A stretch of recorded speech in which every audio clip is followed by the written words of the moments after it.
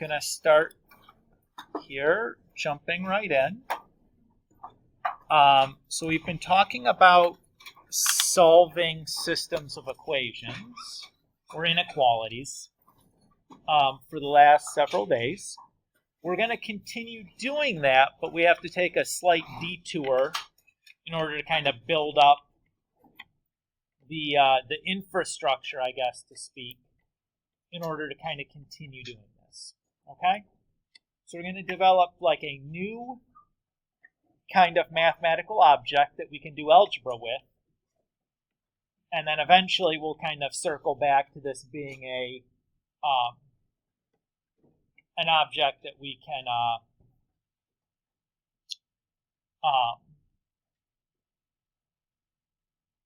can use to solve a system. Okay? So this new mathematical object is called a matrix.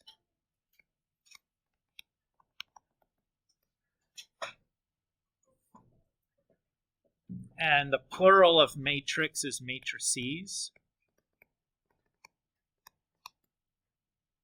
That's the plural for those of you that are grammarians out there. So there's not matrices, there's matrices.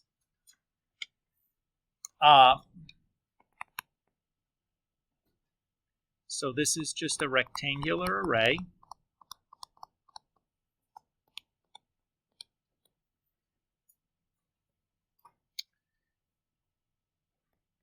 of elements. Really, in this class, it'll be like numbers or variables, but you could have other mathematical objects in there as well. But that's beyond the scope of this class.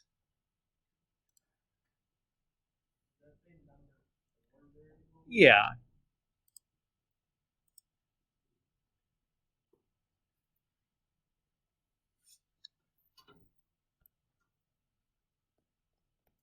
So let's look at some notation about how we do this.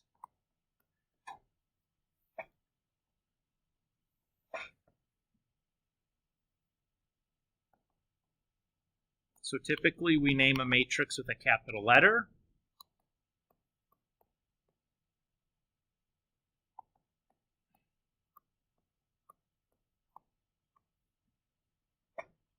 So a matrix is just something that kind of looks like this. So this matrix has 6 elements.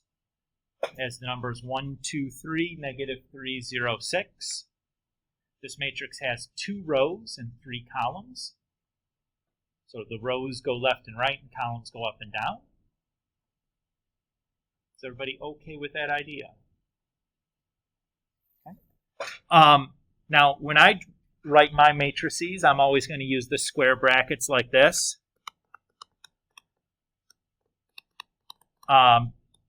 Depending on where you're looking, some people write their matrices with like parentheses or whatever. So if you're doing some Googling or whatnot, you might see that also. That's fine. I'm going to use the square brackets because I think we have enough parentheses rattling around for other stuff. But I'm going to use the square brackets. Okay? All right. So let's start defining some more terminology that we'll use to kind of describe a matrix. So the first thing that we'll do is define what's called the dimension.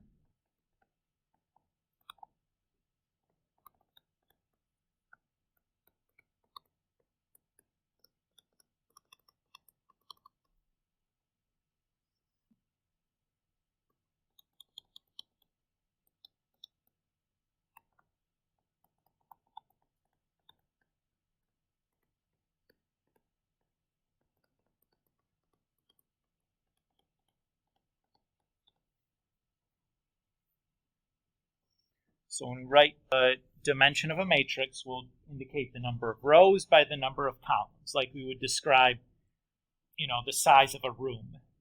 Like this room is 15 by 20. Everybody okay with that idea? So for example, the matrix A, the one that we had written there before, we'd write the dimension of matrix A is equal to, and as we noted before, this matrix A has 2 rows and 3 columns. The dimension must be written in this order of rows by columns. So rows always has to come first, columns always has to come second. We're always going to write it in that order.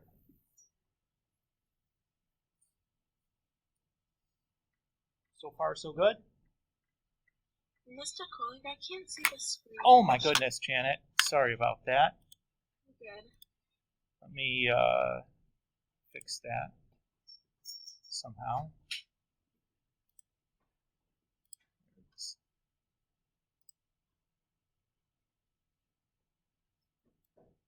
Is that better?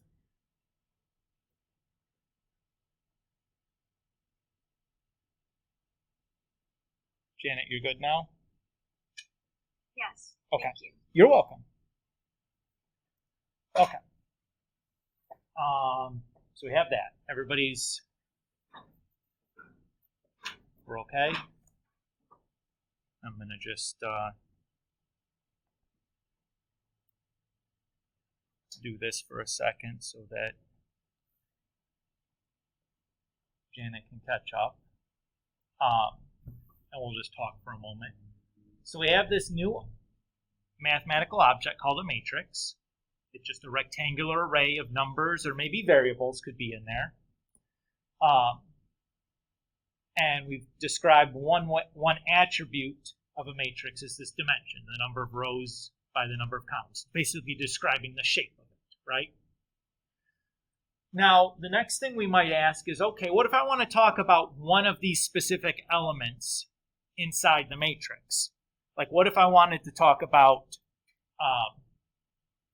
this number 2? Say this one right here. Now, in this case, we're lucky because there's only one number 2 in the matrix. But that doesn't necessarily need to be the case. There could be a bunch of 2's in our matrix, right? So we need to have a way to communicate about, like, that specific element in our matrix.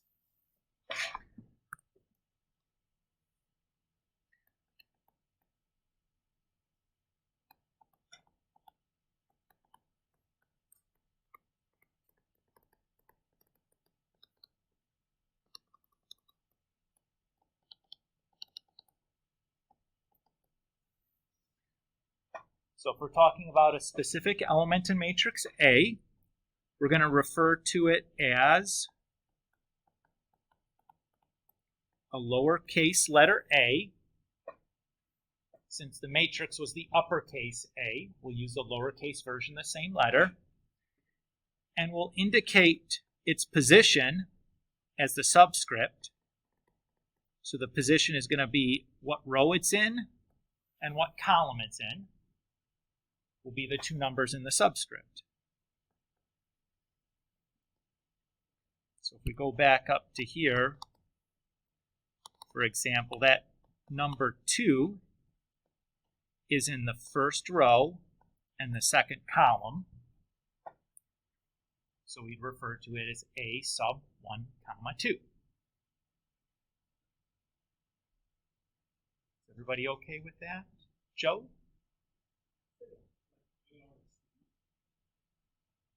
That's, yeah, the R is for row, the C is for column. So the R and C are the subscript on the A. Is that okay?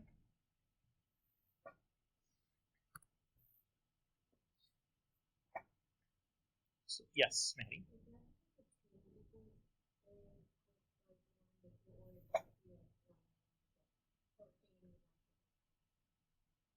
So what I'm saying is that the number 2 is the element A, 1, 2, because it's in the first row, second column. So, well, what would we call 6 then?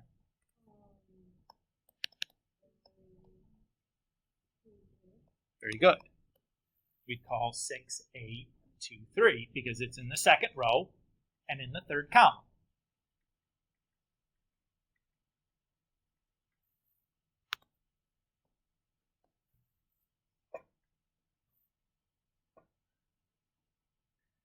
Does that feel okay? So again, we're just kind of sorting through some notation because we need to have a way to communicate and talk about parts of these matrices so that when we're getting ready to actually do some stuff, we've built up a language that we can communicate with one another in kind of a compact way so we don't have to like write all these words out. We can just kind of use some symbols. We're all okay with that idea though? So we haven't done anything yet. We've just made up some names for things. Or symbols for things. Okay. We say two matrices, we'll call them A and B, are equal if, and maybe we should say, let's actually call that an if and only if. So remember the abbreviation from geometry that we used for if and only if was we just write IFF. I don't know if you guys used that or not. Probably some of you did, some of you might not have, but that's a common abbreviation for if and only if. Remember, if and only if statements can be read both ways or both directions.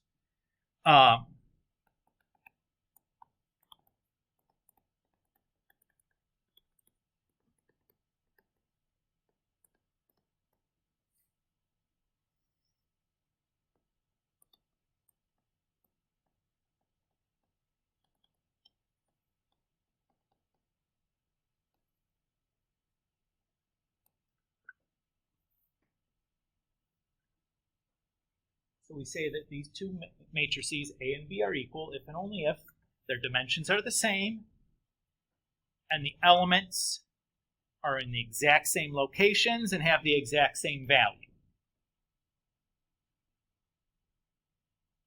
So let's look at an example here, because that's a pretty technical looking definition, right?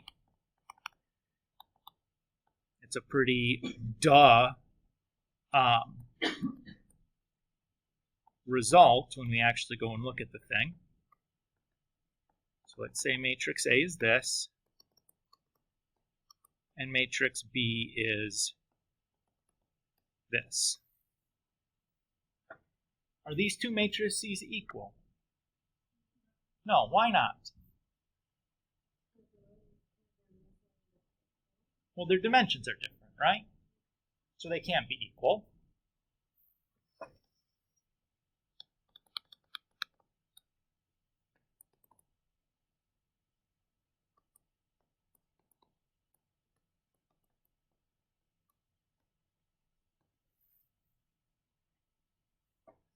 What about A and C? Are those equal? Why not? They have the same stuff in them. The dimension's not the same. Okay.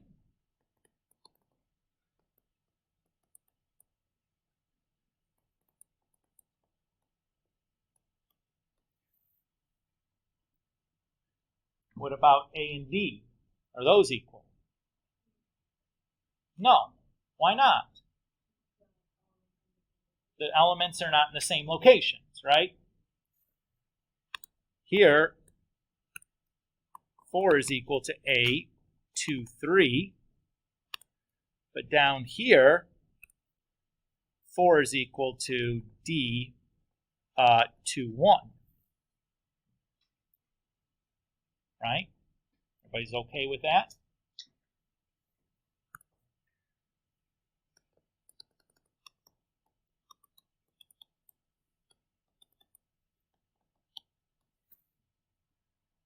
How about A and E?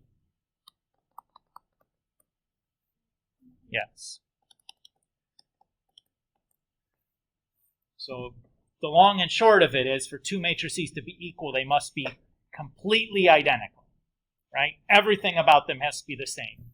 The same shape, the same stuff inside, the same stuff in the same spots. Right? There can't be anything different about them, which is what I would suspect is what we'd want to equal to mean, right? Do you feel okay with that idea? Okay, so let's say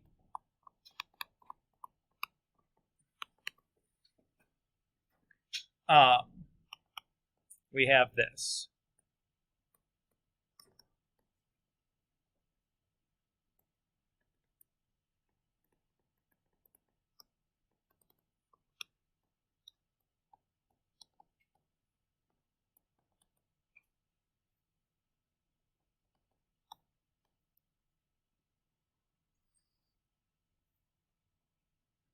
So let's say we asked you to solve for x here.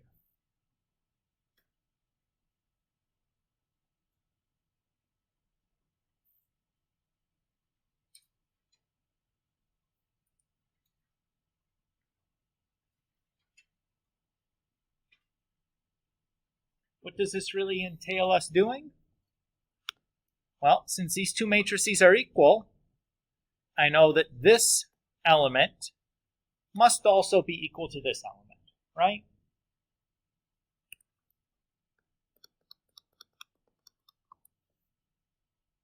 And then it's trivial from here. We get x is 5. Everybody's okay with that idea? Okay. So that's, again, just reinforcing this idea of what equal matrices allow us to say, right? If they're equal, this is the other direction, right? The first example, we were trying to look at the shape and location to tell if the two matrices are equal.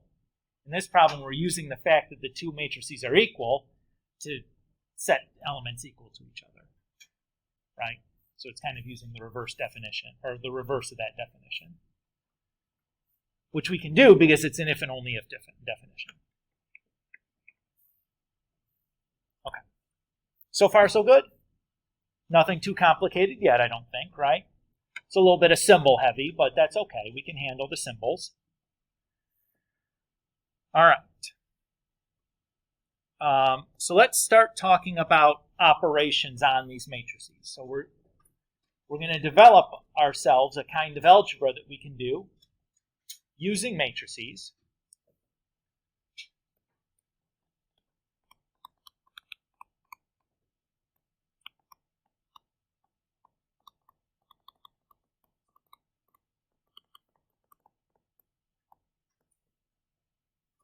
So we'll start first by talking about matrix addition.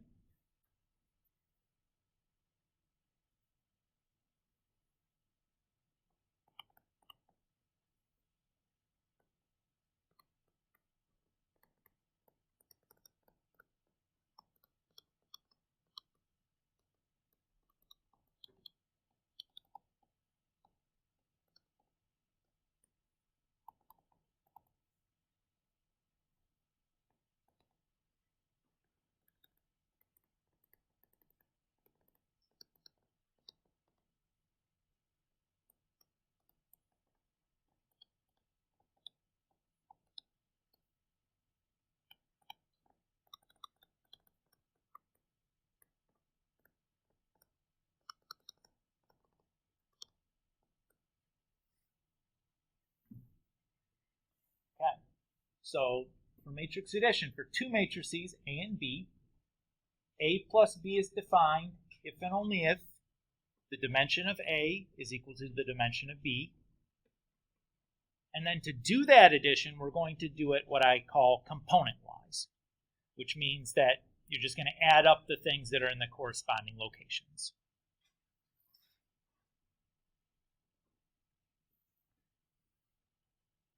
So let's do an example or two on this.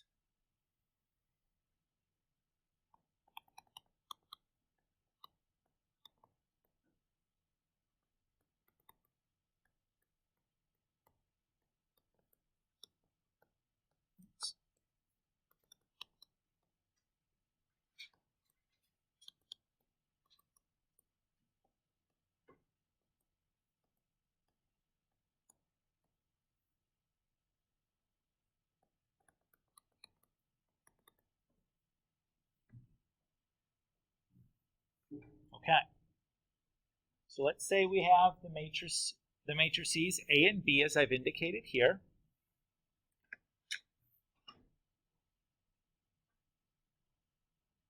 And we want to add A and B together. The first thing that we need to do is we need to check to make sure it's even possible that we can add these two matrices together. Because unlike real number addition, where you can always add two things together, matrix addition is not as nice.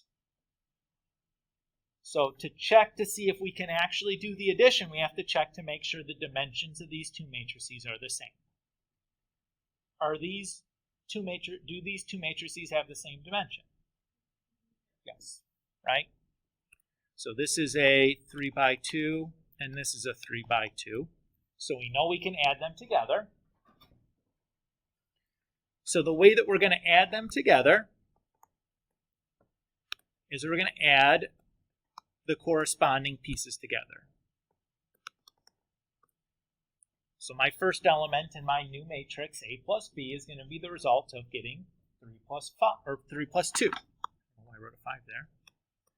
It's really confusing. And the next element in the first row would be the result of 5 plus 10. And then so on and so forth.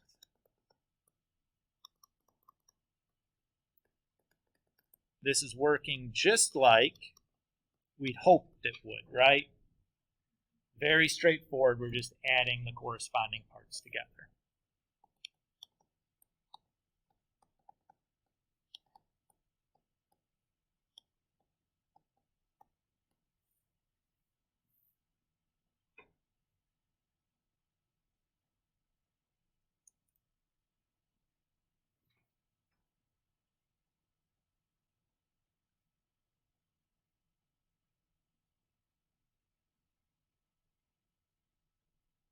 Is everybody so far so good? Okay. So that's it. We've added our first pair of matrices together. What if instead we had a third matrix C,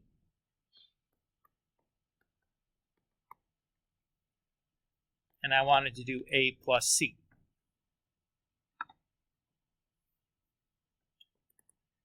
So Mia, you shook your head. Why do we say that? What's wrong with trying to do that? Yeah, so C we know it is a 2 by 2. A is a 3 by 2.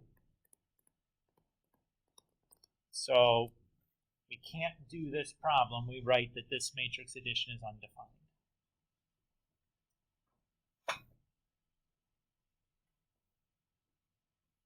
Everybody okay with that?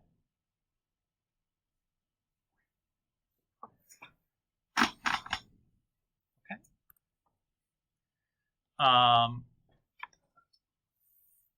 So let's think back to very early in our algebra careers here, when we first learned about addition in our algebra courses. We probably talked about some properties of addition for real numbers. Do you guys remember any of these?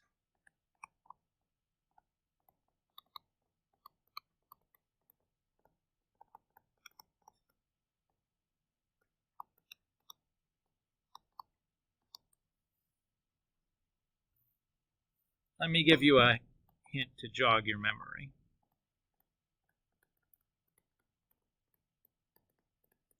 There's a commutative property.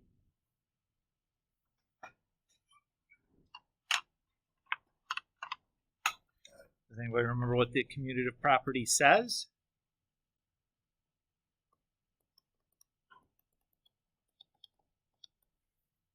It just says that A plus B is equal to B plus A.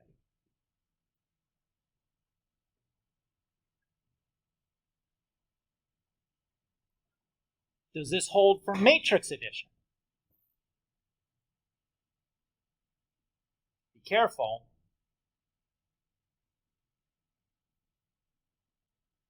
What has to be true for this to hold?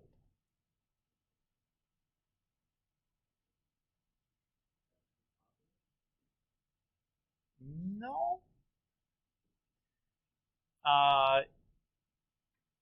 Sydney? Yeah, it has to actually be able to add them together, right? Because undefined isn't equal to undefined. That's something that's not true. But as long as you can do the addition, yes, the commutative property holds for matrix addition.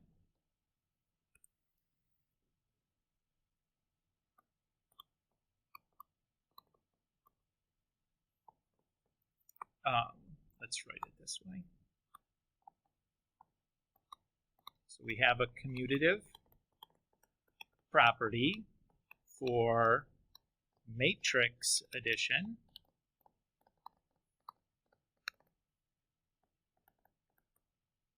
It says A plus B equals B plus C if and only if the dimension of A is equal to the dimension of B.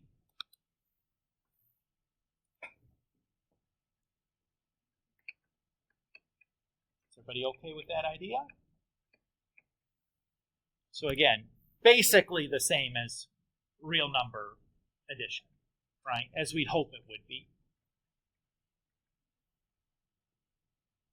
Could we prove this? Yeah, that should be an A, not a C. Yeah, of course, of course. I was like, what kind of question would we have? It has to be, you can't read something or I wrote something wrong. Okay, so good. Could we prove this?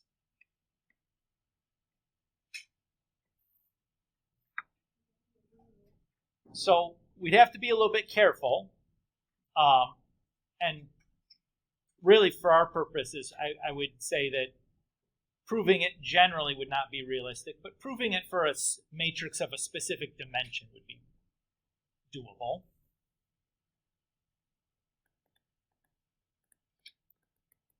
Let's say we're just going to do it for a 2x2 matrices.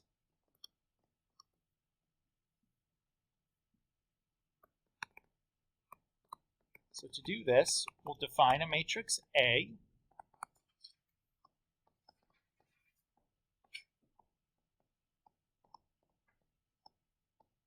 And a matrix B.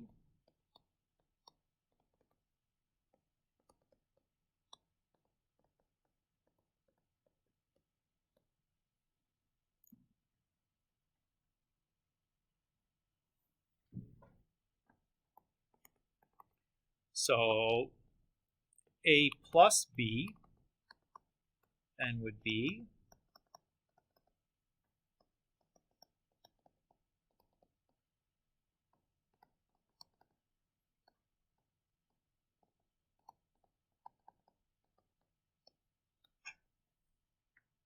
this, right?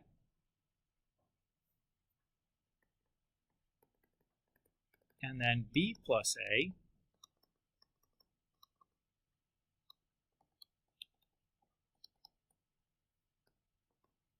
would be this.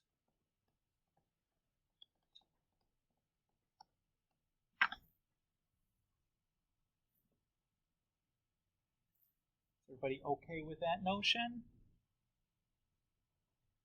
Now, how do we know that these two things then are equal? What's our definition for equal matrices? They have to have the same dimensions. We got that, right? We have a 2x2 and another 2x2. And the corresponding parts also have to be equal, right?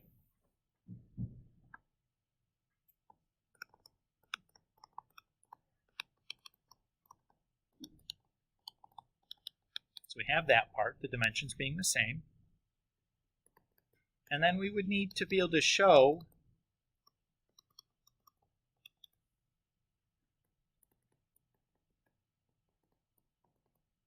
I'll put like a little question mark over that because it's not entirely clear here without some kind of explanation why these would be true.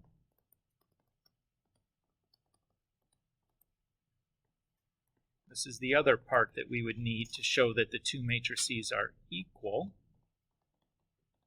How do I know that those relationships are equal?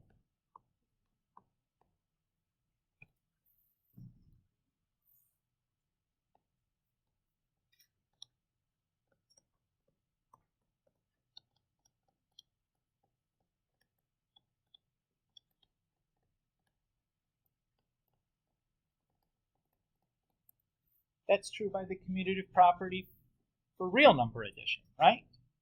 Remember that the entries in our matrix are just numbers, right?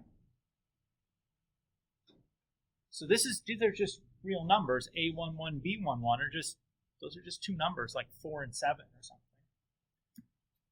We have a commutative property for real numbers that we would apply here. Remember back to your geometry course, a common proof technique to show that, like, to show two things were congruent was to translate the congruence into an equality statement, use your algebra properties, and then take the result and translate it back into a congruent statement. You guys kind of remember doing things like that last year in your geometry course? We're essentially doing the same thing here, right? We took our matrix statement, translated it into a bunch of real number equalities, and used our real number properties to show that those individual equalities hold. And that gives us our broader matrix equality.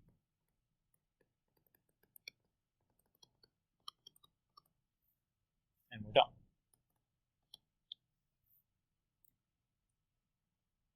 Right? So we've satisfied the definition of equal matrices. That proof is complete.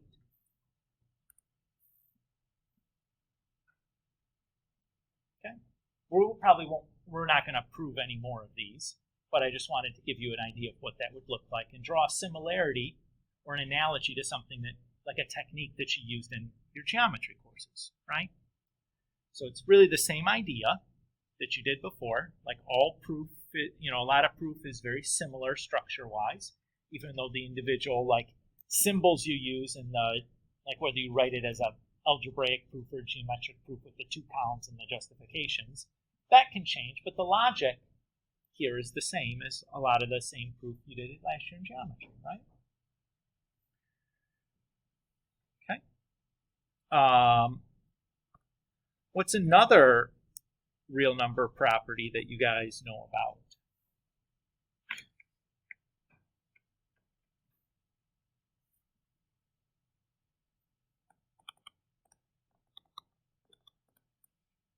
Well, how about the additive identity property?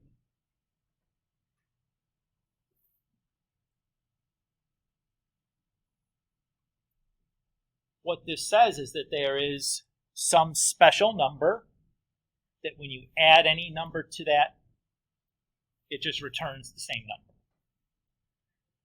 For real numbers, what is that special number?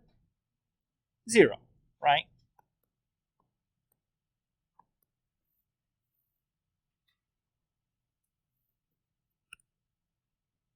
So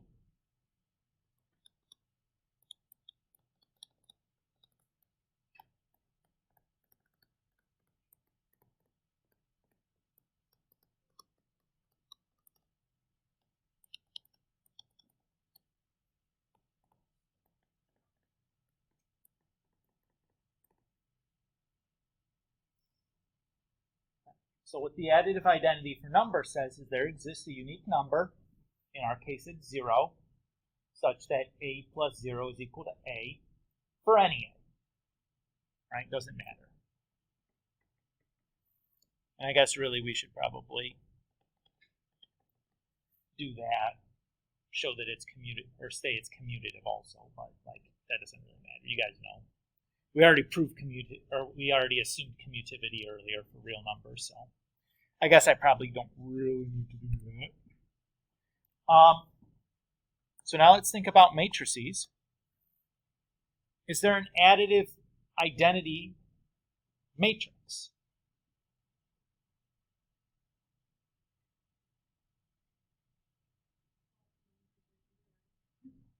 Okay, if all the numbers are 0, is it unique though? Right? Part of the property here is we have a unique number. There's only one additive inverse for real numbers, and it works for any number. Do I have one specific matrix that works for all matrices? No.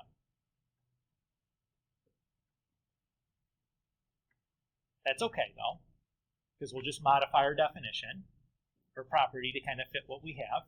So how many of these additive identities do we have?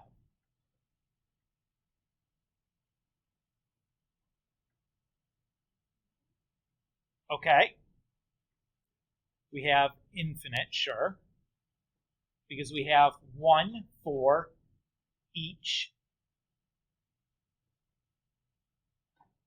dimension, exactly, right? So there's an additive identity for 2x2s and for 1x4s and 6x10s.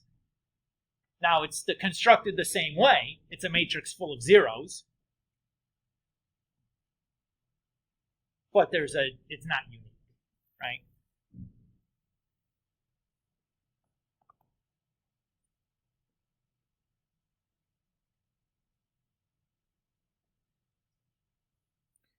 Let's say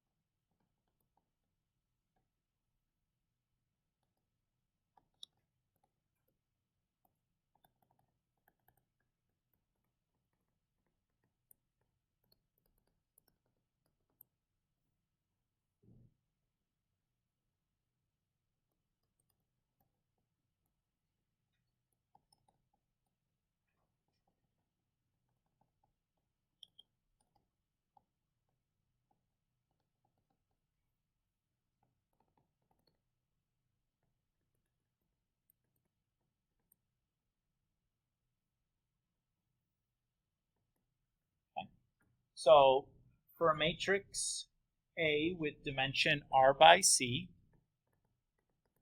I used R and C for rows and columns, but I used the capital letters. I don't know why. You don't have to. I think the standard would be used to use M and N there, is usually what people do. But there exists a unique matrix that I'm going to call, using the letter capital O, that is just a R by C matrix full of zeros. That's what all that nonsense there is supposed to mean. Such that A plus O is equal to A. Why do you suppose I chose the letter O to represent this matrix?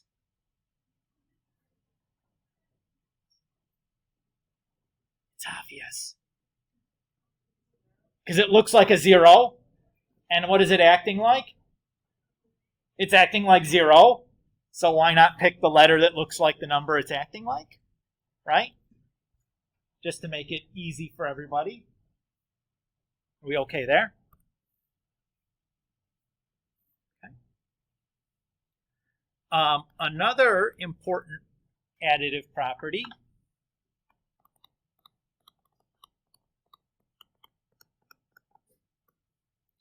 is the additive inverse.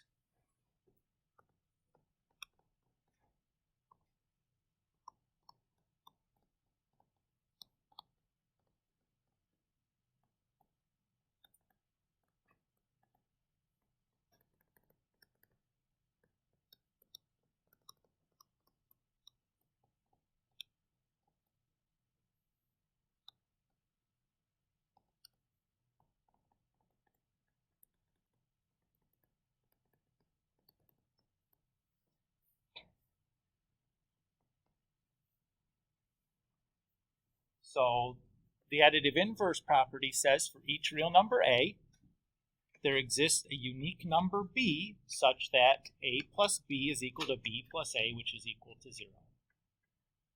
Now, typically, we don't really use the number B. We don't use the letter B here. What letter would, or what symbol would we use here instead of a B? Keep in mind, this is the property it wants to have. How do we find this letter B? Or this number B? What? Yeah, that's exactly right. Yeah. That unique number is just the negative of A.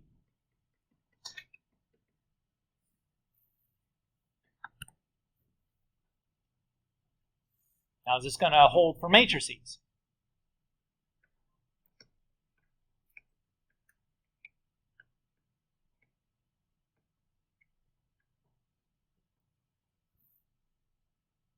Sure it will, right?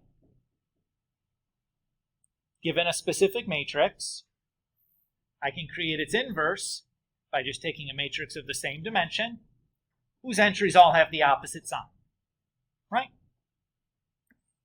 Everybody agree with that? What symbol, if we're talking about a matrix A, how do you think I'm going to write its inverse? I'm going to write it as negative A. Exactly right. Just like we did for the real numbers.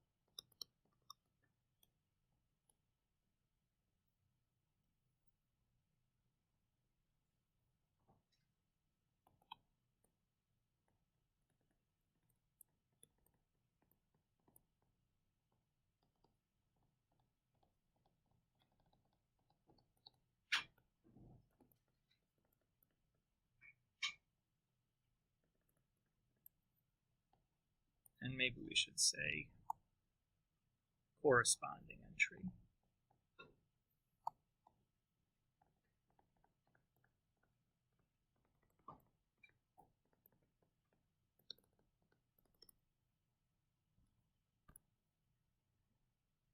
So for matrix A with dimension R by C, there exists a unique matrix negative A such that the dimension of negative A is equal to the dimension of A, and the entries in negative A are the opposite of the corresponding entry in A.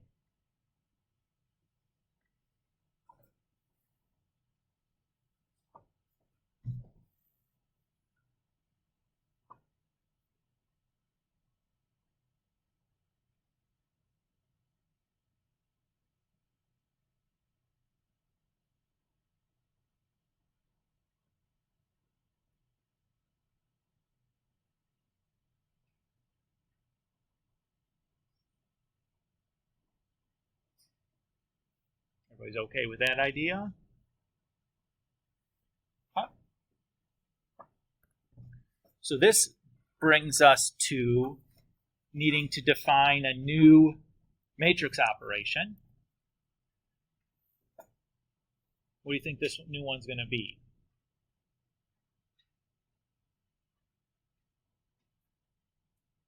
Subtraction.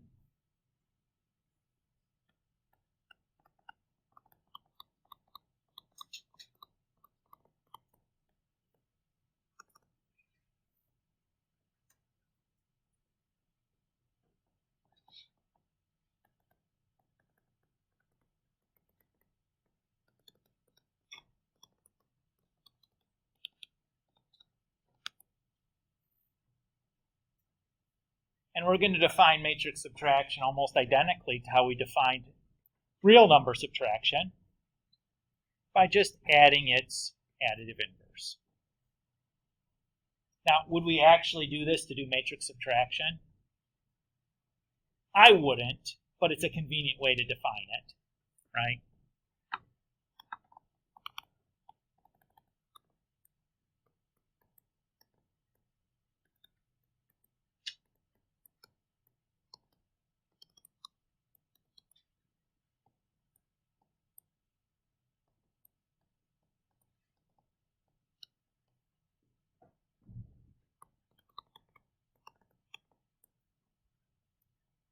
Okay. So here's a matrix A and a matrix B. Let's compute A minus B.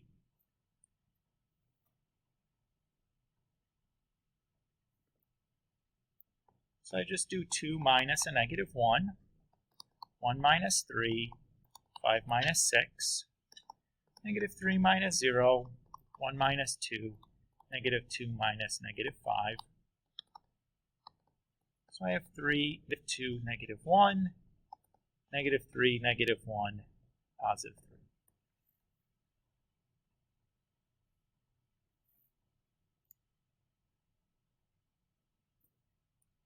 So far, so good, right?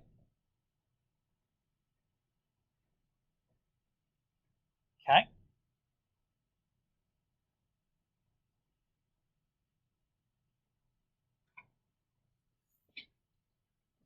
Here's an additional question. What's A plus A going to equal?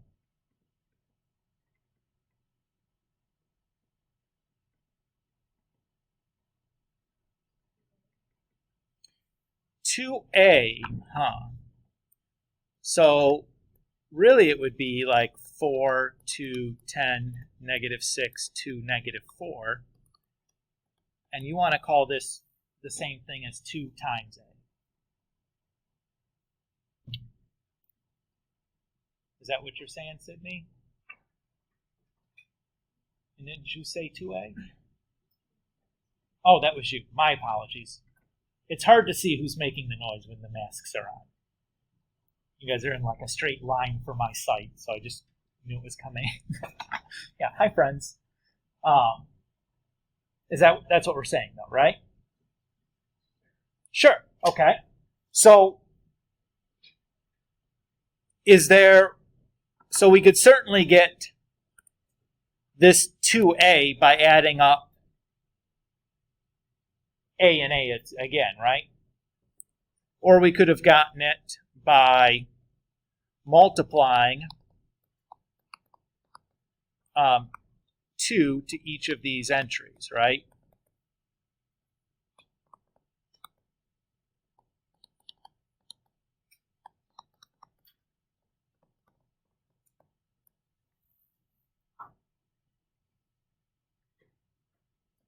We agree with that? That those are giving us the same result? Okay, so that means we're going to define a new operation for matrices called scalar multiplication.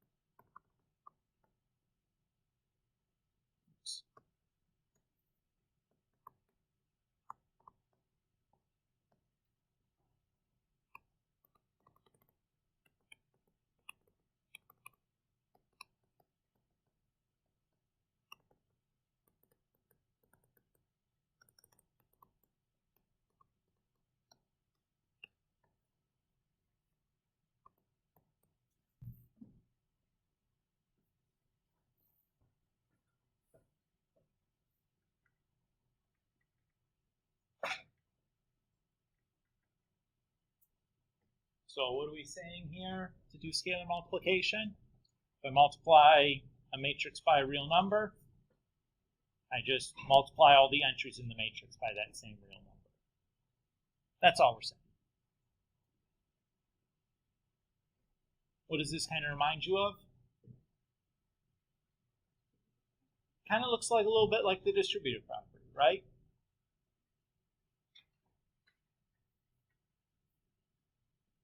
As it turns out, we can write a distributive property for scalar multiplication.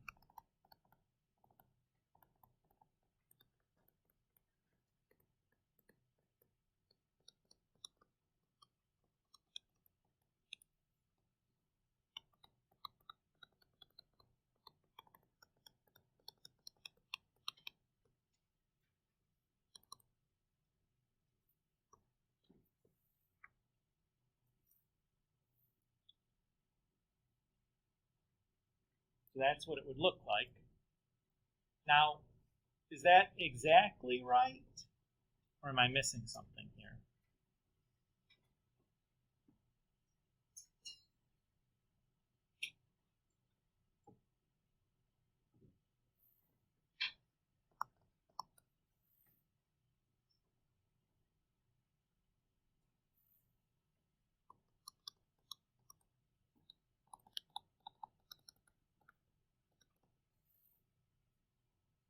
We have to have that A and B have the same dimension. Why do we need that? You couldn't add them together if we didn't have the same dimension.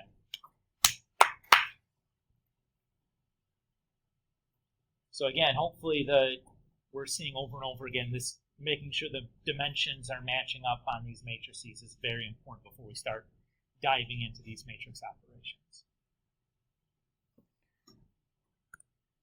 All right. So a couple of quick examples doing some of these operations that we have so far.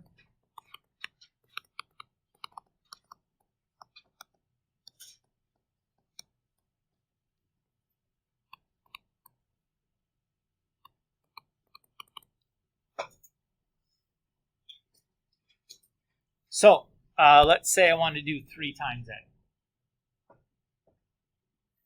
What would that be? 3 times 2, 3 times 3, 3 times 4, 3 times -1, or 6, 9, 12, -3.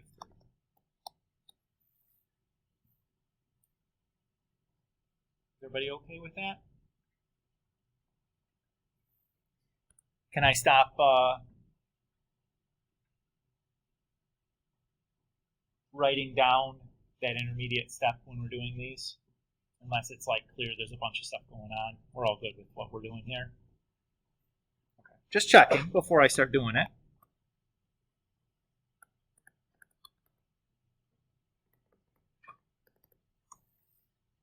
What if I want to do 2A plus 7B?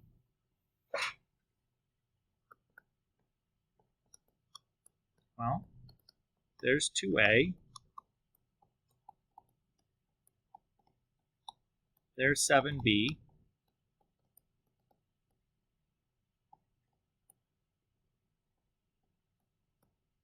And there's their sum.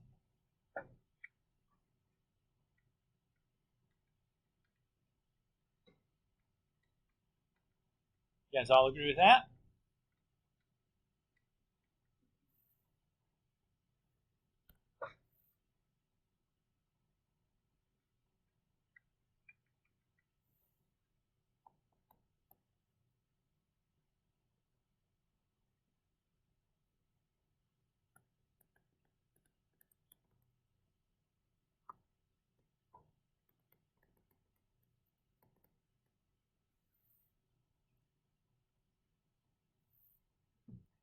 What if we ask you to do 3 halves A minus 7 halves B?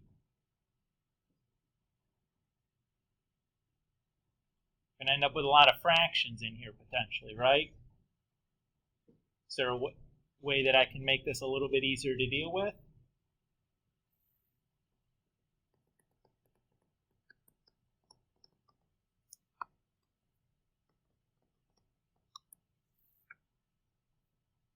If I do that, that might make life a little bit more convenient, right? 3A we already know. 7B we already know.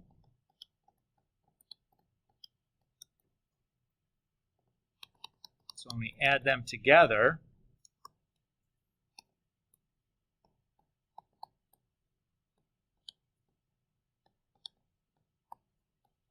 get that. And then if I multiply by a half,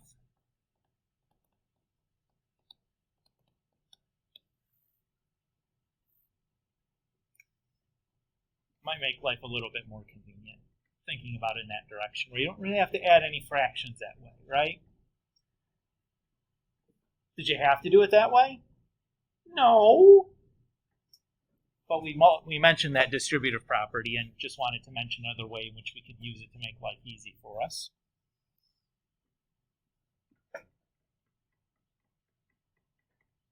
How do we feel about matrix addition, subtraction, and scalar multiplication?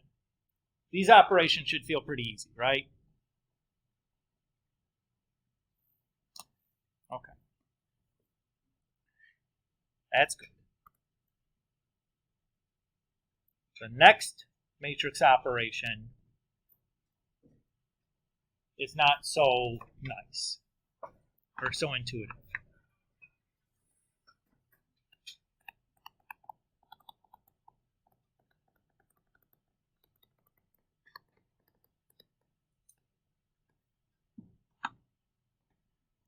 Matrix multiplication.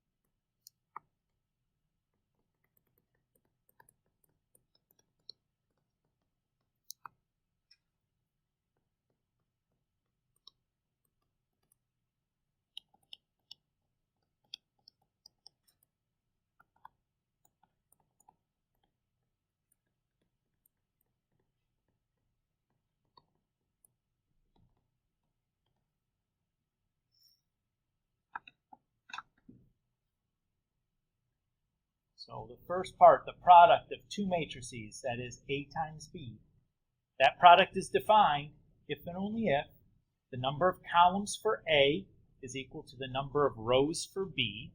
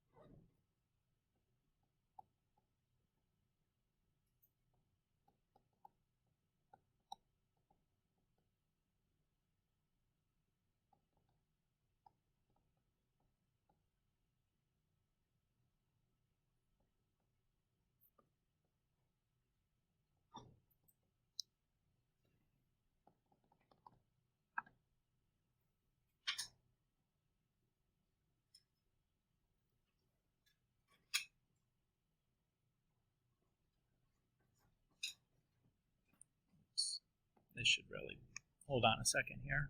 I want to edit these subscripts to make more sense.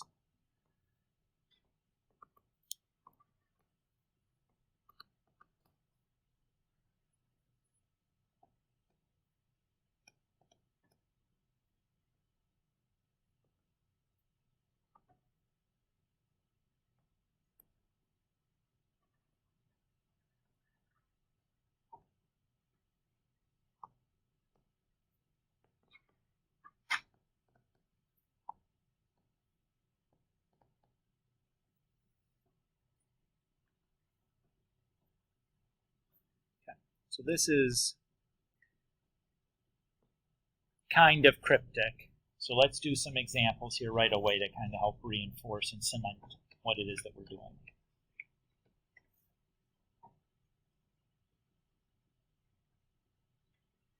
Because I don't find the definition very helpful in general in doing this. This is, I think, a very visual technique we're about to do.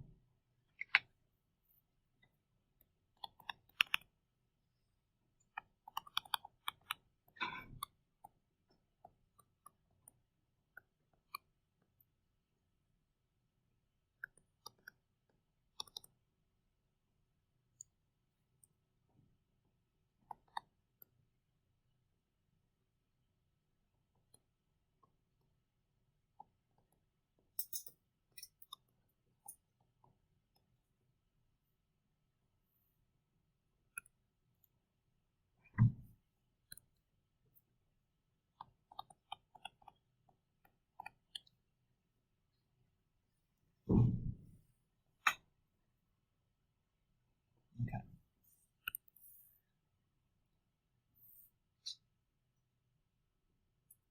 So we have a matrix A and a matrix B, and we're going to try to multiply these two together. Before we start our matrix multiplication, what we need to do is we need to check to make sure it's even possible. A is a 2 by 2, and B is a 2 by 3. So I need to check the columns for A are equal to the rows for C, or for B, and that is the case, right?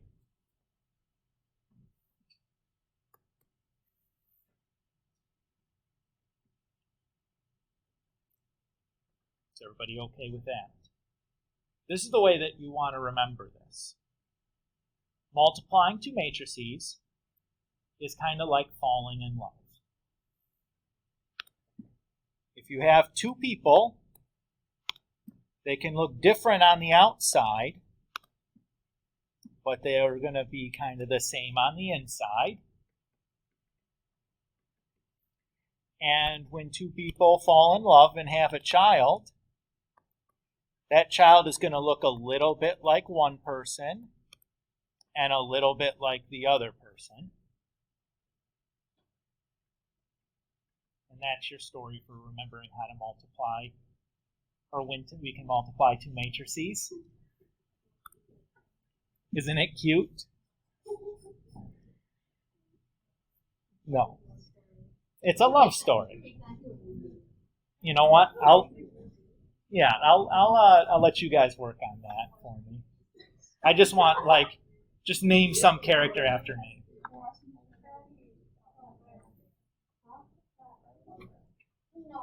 Okay. So we know that we can multiply these two matrices together. And furthermore, we know what the answer is going to look like, right? It's going to be a 2 by 3 matrix where it's going to have 2 rows and 3 columns. So I'm just going to put a little space where I'm going to put my answer for each of these, or how I'm going to compute my answer for each of these. So this is like this is entry 1, 1. This is 1, 2. This is 1, 3. This is 2, 1, 2, 2, and 2, 3.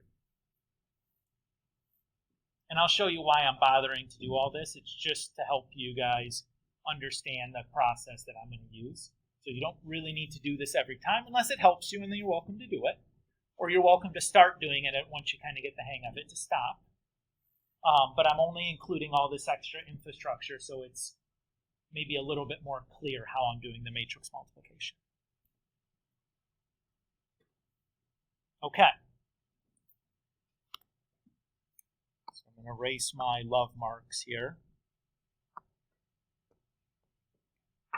So this entry 1, 1 is I'm going to use the row from A with the column from B.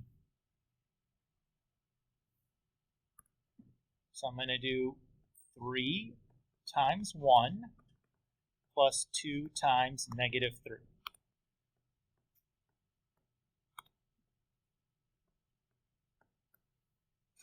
So I'm using the first entry from row in A and multiplying it to the first entry in that corresponding column in B.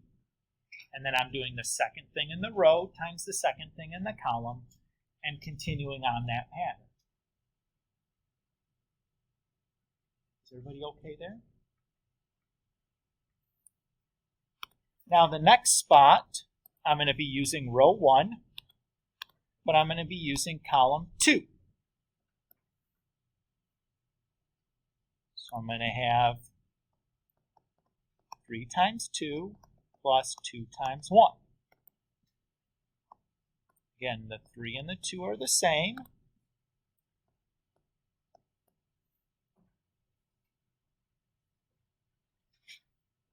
Okay. So far, so good.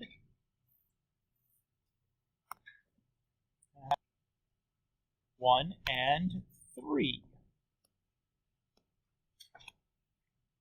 I circled with the purple because it's kind of dark and it tends to not be very readable after I highlight with the purple.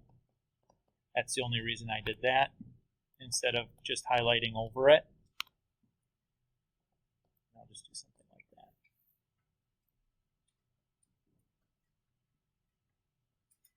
So far, so good. Now, it's a little bit of a complicated process, I admit. But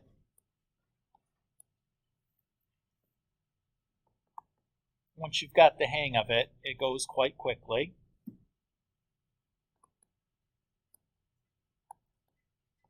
And I just got sick of switching my pens all over the time, so I just I'm going to kind of do this real quick all at once.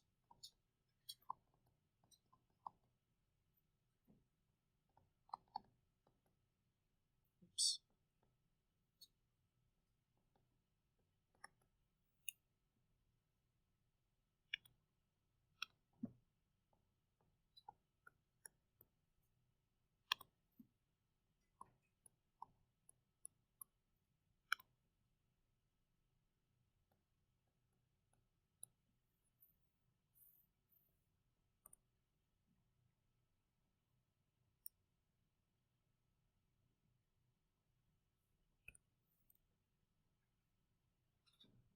You guys kind of see the pattern now that we're using to compute this. And again, like the first time you do this, it's strange and it's going to take you a minute.